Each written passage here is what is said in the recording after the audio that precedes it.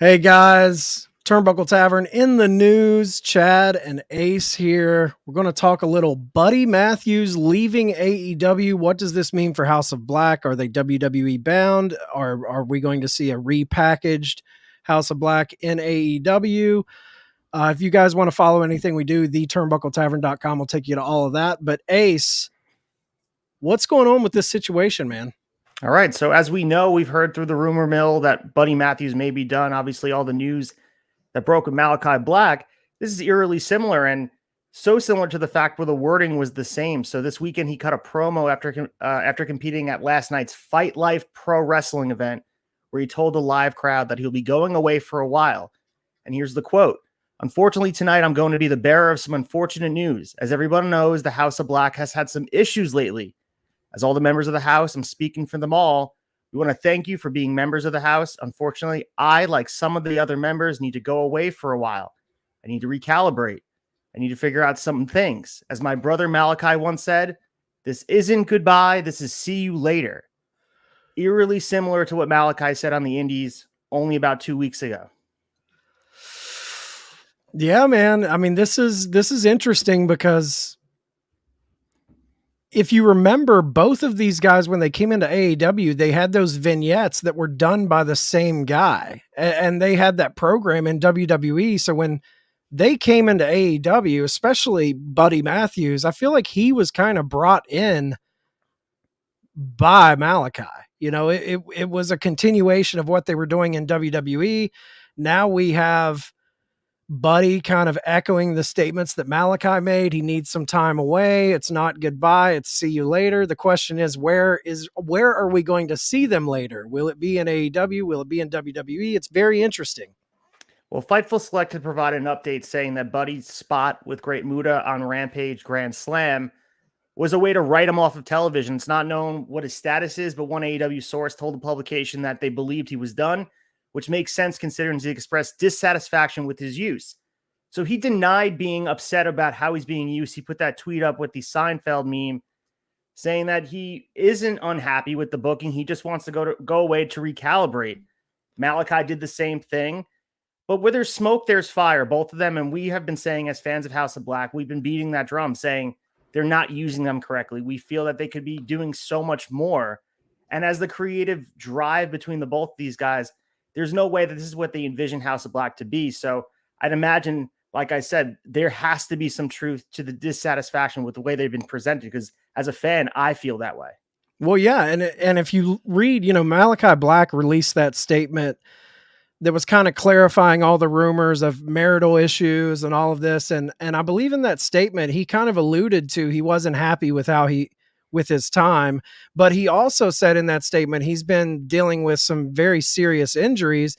And I believe Meltzer spoke about that on The Observer, where he was talking about, yeah, he wasn't being used, but he can't have like a true gripe because he's been battling injuries. That's why they brought in Buddy and Brody to kind of take some of the weight. And they were doing those trios matches. It was to kind of take some of the weight off of MALAKAI, who was nursing injuries.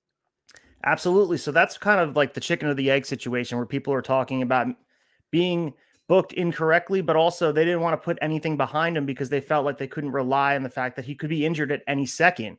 Right. So, with the MALAKAI stuff going away for a bit, I understand both of them. Let's just put that out in the front of this. I understand wanting to get away from the business and the grind and wanting to get right mental health wise.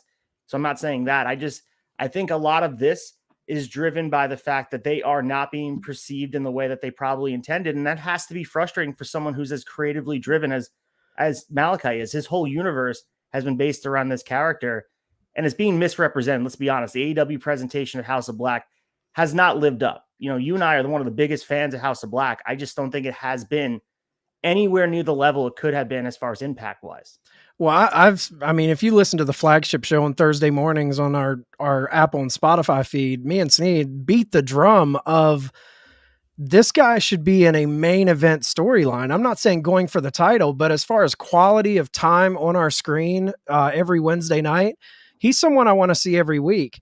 Now, I think the vignettes they do were awesome. Their entrance and all of the packaging of House of Black is awesome. but it's too few and far between. And when you're only giving us vignette, 40 to 40 seconds to a minute vignettes, eventually you're like, I want more. And we've always said, like, Tony Khan, I know he wants to shy away from maybe a little bit of that sports entertainment type of thing, but if he lets this go and doesn't write this and really repackage them and give them serious time, he's royally screwing up, because I firmly believe, if handled correctly, Tony Khan has AEW's own version of The Undertaker in Malakai Black. 100%. So let's go to the Observer and what they said here. So this is report. I want to show you guys the source here. I just read it to you. So this was reported in the match against JT Dunn in Rhode Island. So to show you there's some truth behind it. But the other Observer report was from the radio. If you guys listen to Wrestling Observer Radio, this is a quote from Dave Meltzer. He's like Malakai Black. They both wanted to leave and they want to go to WWE. They're both under long-term contract, and we'll have to see how it plays out. So there's been denial on their end. Obviously, both of these guys were involved in Triple H's NXT. They had Triple H's blessing. They are big Triple H developmental guys with, Triple H's DNA all over their production and then their development through the WWE system. There is a lot to that. I think, we have to ask the question, what does that look like to you? Do you see them eventually getting to WWE? Or do you think Tony Khan plays hardball with Paul Levesque and says, absolutely not. They're staying in my toy chest collecting dust? It's a tricky position for Tony Khan to be in, because on one hand, if you just lock these guys up for the entirety of their contract and they're unhappy and they're sitting on the shelf, I think I heard that Malakai Black had like 3-4 years left on his deal. Like, this isn't wait 2 years.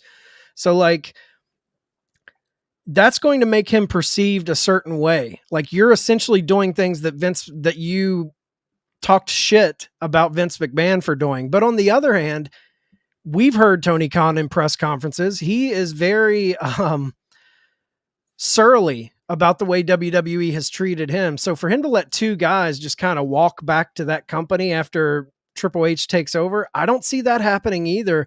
I honestly think we're going to see them sit out a while.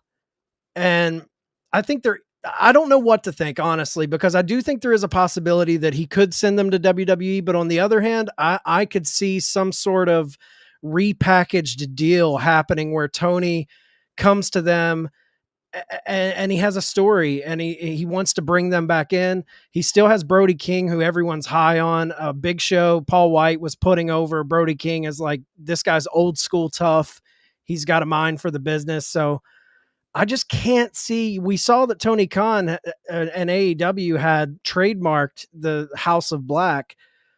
Maybe that's just for merchandise reasons, but to me, it's like he's wanting to lock that up because maybe he has something in the future. Another thing to add on to your Dave Meltzer report was, it's interesting. I believe both of these guys have significant others who work in WWE.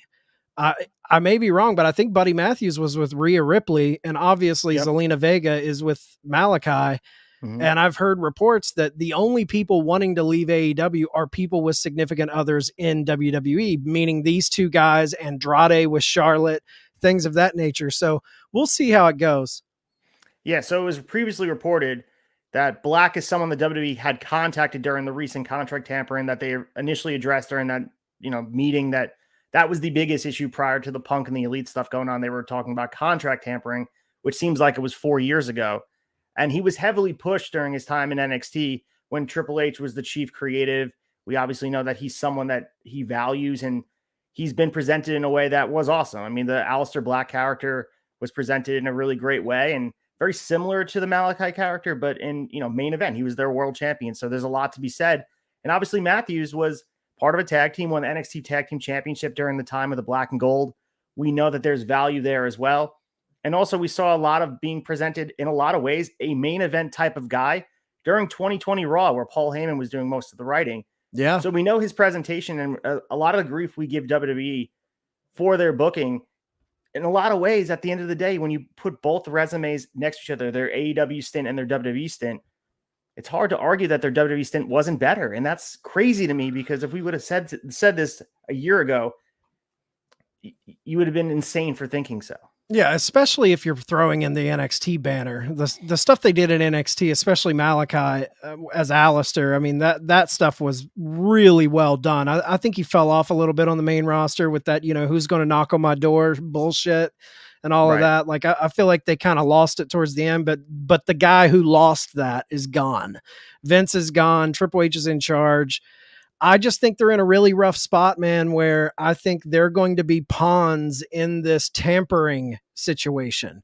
I don't think Tony wants to let people think that they can strong arm him into a release. If this is true that WWE sent fillers out and it was whispering in the ears of AEW talent, "Hey, come back," and then they just kind of walk out on their contract and Tony lets them go. That's kind of a shitty precedent to set for a promoter. Yeah, I think so too. But this is one of those spots that Tony Khan has to go one of two ways in the fork in the road. He hasn't been presented with many situations like this. Obviously, the Cody situation was one, but that's a different animal in its own. But right now, he was highly critical, as a lot of wrestling fans were the treatment of these wrestlers that were collected by WWE to sign them long term so they can't go elsewhere. They can't work Japan. They can't go to AEW. They can't go to AAA, just being there collecting dust. Is he going to allow Malakai to just sit on the bench knowing that he could give more to the wrestling business? Because as Tony Khan's mantra goes, he wants wrestling to be better. He is a wrestling fan at heart. Is he okay with wasting the last good of their career sitting and doing nothing? Is he okay with that for the betterment of the business? That's something he has to look at and think about, because he's almost becoming exactly what he didn't want to be, as you mentioned. But it's the smart business move. I get it. But as a wrestling fan, it sucks to see two really talented guys not be able to go out there and create memorable moments for, at the end of the day, wrestling fans. I agree completely, man. It's a really shitty situation. I just try to put myself in. I think if these guys were wanting to go work for New Japan or any other company, I feel like we're in a different headspace here. But the fact I really think that Tony feels he is in a battle right now with these tampering charges, and the way he got really surly in the press conference about that and kind of threw out, "I've got money. I can, Yeah. I think these guys could be a victim of that. I'm hoping they kind of recalibrate and House of Black is given the attention it deserves. I don't feel like it ever got the true attention it deserved. I'm wondering, what do you think about Brody King? I mean, where's this leave him? I'm such a huge fan of Brody King, and I know he posted the tweet saying that, because obviously everyone's talking about if Buddy's leaving, Malakai's leaving, Brody has to be next out the door. But he posted the tweet, the famous Wolf of Wall Street: "I'm not leaving. I'm not fucking leaving." Yeah. So it was great. I'm such a huge Brody King fan. You guys can check out that reel I posted a while ago where he had that match with Moxley, and just being the big presence on the roster is so needed, especially on a smaller size roster with All Elite Wrestling. He's that big bad that they need. And, one of the questions I want to pose to you, is there a way to positively spin this? We could talk about trimming down the roster. We talk about someone else stepping up from this. Maybe the guy who benefits most from this is Brody King, because you can put the weight right of the House of Black behind one guy and be able to get him on the card and put him in the main event as a heel. Like, I would love personally to see Brody King as world champion. I don't think it's going to elevate him. Six with to 12 months. I'm with you. I think Brody King can do that. And I think he may benefit from two guys, two less mouths to feed. Brody King's there to be, eating good. I'm with you, man. I think you mentioned it on an All Elite wrap up at one point where you kind of compared him to a Vader or a Bam Bam Bigelow. And I mean, dude, that you took the words right out of my mouth. And when I think of Vader, I mean, obviously you can talk about the WWF era, but I think of WCW Vader when he was just unstoppable. His All Japan, New Japan shit, unstoppable force. Like, Bam Bam in ECW. That's how I view Brody King. As a fan, I would love to see these guys step away, Brody step up, get some real attention, and then put them in a situation where we get this shocking surprise return. The house returns to support him in a certain way. Like, let us forget about Malakai and Buddy. Let them get their heads right. Let them sit, have Tony do some negotiating, make some promises, and we get some epic return in a very cool situation. The AEW faithful would explode for that. Now, yeah, Hunter is going to take both of these guys, especially Alistair. If he has Alistair back, I feel like Triple H would make him his Undertaker, absolutely, as long as his health provides. I'm just wondering about those injuries. How banged up is he? But yeah, man, I'm hoping Brody gets the push from this, but at the same time, I would like to see House of Black done right, because it never was for me. Yeah, a lot of money left on the table with potential feuds. I even think about small one-off matches or bigger feuds. Buddy Matthews versus Kenny Omega seemed like a shoe, and that we'd get that Oh with yeah. matching styles. Never happened. May Yeah. happen down the line, obviously. Stranger things have happened. Maybe Buddy gets right in 6-12 months and he comes back, and Kenny's back from his suspension, obviously, and he's good to go. But right now, man, it feels like, again, they left a lot of money on the table. The potential of this stable, especially with the trios titles, it felt like they were making it for guys like House of Black. And now they're not even here to reap the benefits. And it's sad, man, because we did the whole thing comparing Judgment Day and House of Black, and they're not even on the same playing field. So I'm not even going to start that argument. I can't even believe that we're sitting here we're eulogizing House of Black after all this time, saying how they should be booked. Now they're not even there. It's insane. It's very sad. The last thing I'll say is, it is one of those situations where obviously I'm behind the wrestlers. Like, I want the wrestlers to wrestle. I want to be able to watch them wrestle, whether it's AEW, WWE. I want to see these guys get to ply their trade and get paid for it handsomely. But at the same time, like, when I think of Tony Khan, this is a position where people aren't taking him seriously as a leader. If you let guys just walk out on you and then you release them to go do, how does that look as a leader? He's got to show some stroke, and he is very, very friendly with Dana White. And if for any of the MMA fans who know Dana White has been in countless situations where fighters have sit out on their contract seeking a release, and Dana White notoriously always plays hardball. And he's like, hey, if you want to sit out, you can sit out, but I'm not going to cut you to go ply your trade with a competitor. And almost every time, I would say 9 times out of 10, the fighter caves and comes back. They've got the money. They get to do what they want. They know they have a very short window to do what they do. So I think we might be in a situation where Tony Khan may take a page out of Dana White's playbook and play hardball and see if these guys are really, truly willing to sit out 4 to 5 years on a contract. Or are you going to come back and let's do something special together? Yeah, think about Mustafa Ali. He wanted his release, and Vince sat there and said, absolutely not. And eventually he came back and they pushed him a bit and whatever. Yeah. He lost in his hometown, which is what they do in WWE. But yeah, man, I think this is just a sign of bigger issues within the roster. It's not so much just these guys. There's people that are unhappy with the way they're being presented. You can go down the list: Andrade, Miro, Malakai.